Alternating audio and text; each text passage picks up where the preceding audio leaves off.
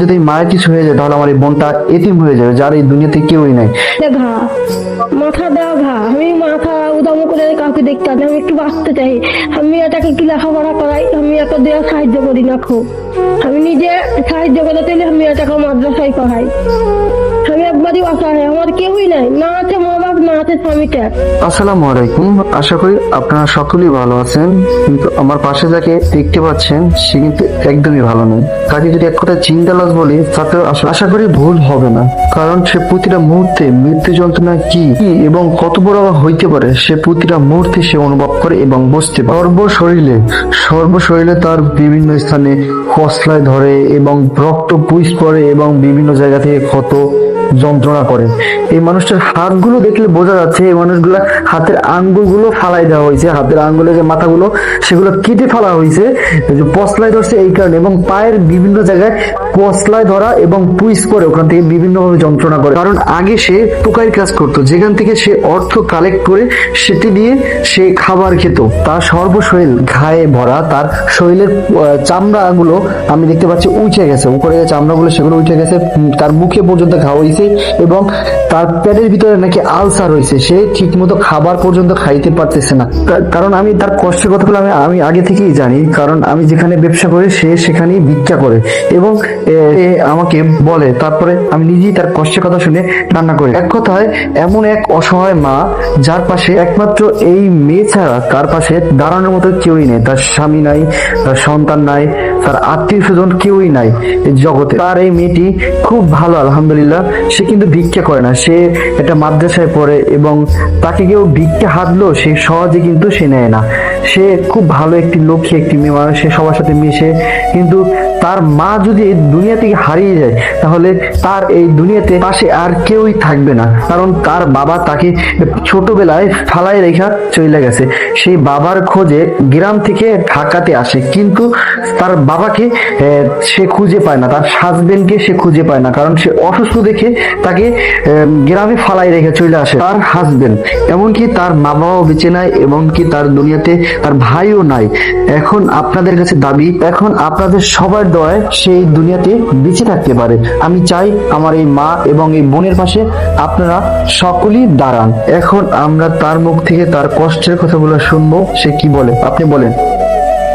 আমি একটু অসহায়, আমাকে একটু সাহায্য করেন। আমার মুখে অনেক, পেটের মধ্যে খুব ঘা, আমি তো মানুষের কাছে চাইতে পারি না।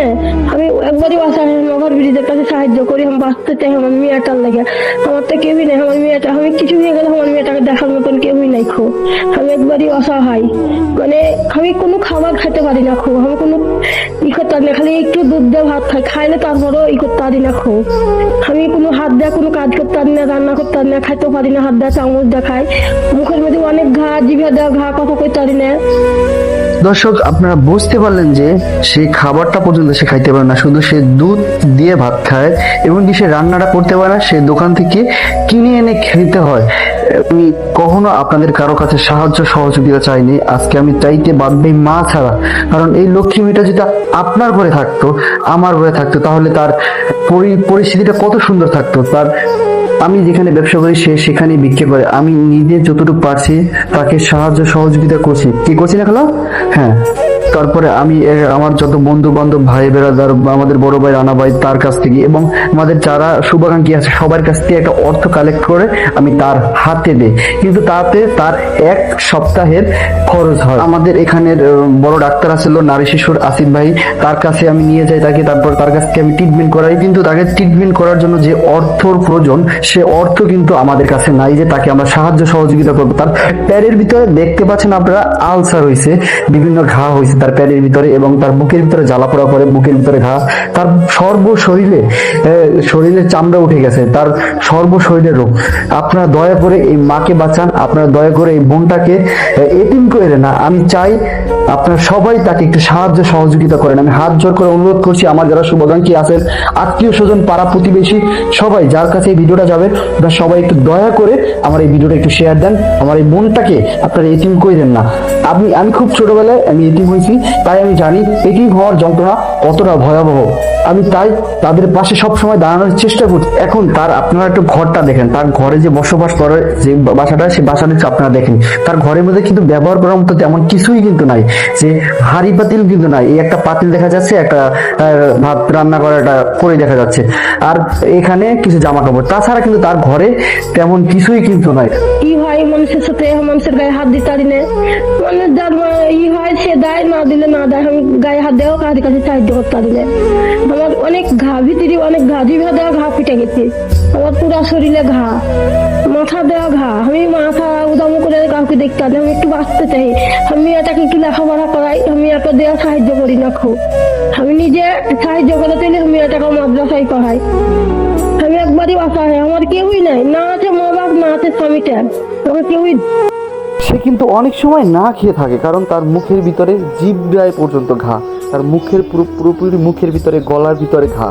সে কথা বলতে পারে না ঠিক মতো, সে মানুষের কাছে ঠিক মতো ভিক্ষা পর্যন্ত চাইতে পারে না, খালি সে কান্না করে। এমনকি তার হাত ধারা সে কোনো কাজ করতে পারে না, কারণ তার হাতের আঙ্গুলগুলো সোজা হয় না, অপাস হয়ে রয়েছে। হাত দ্বারা জামা কাপড় পর্যন্ত ধুইতে পারে না, রান্না বান্না পর্যন্ত করতে পারে না। তাকে আপনারা যে যা পারেন একটু দয়া করে সাহায্য করেন, কারণ এই মানুষটা আসলেই খুবই অসহায়। আপনারা ভুল মানুষকে না দিয়ে এই মানুষটা একটু বাঁচান, বাচ্চাটার মুখের দিকে তাকিয়ে। এবং সবাই একটু এই ভিডিওটাকে শেয়ার করেন দয়া করে।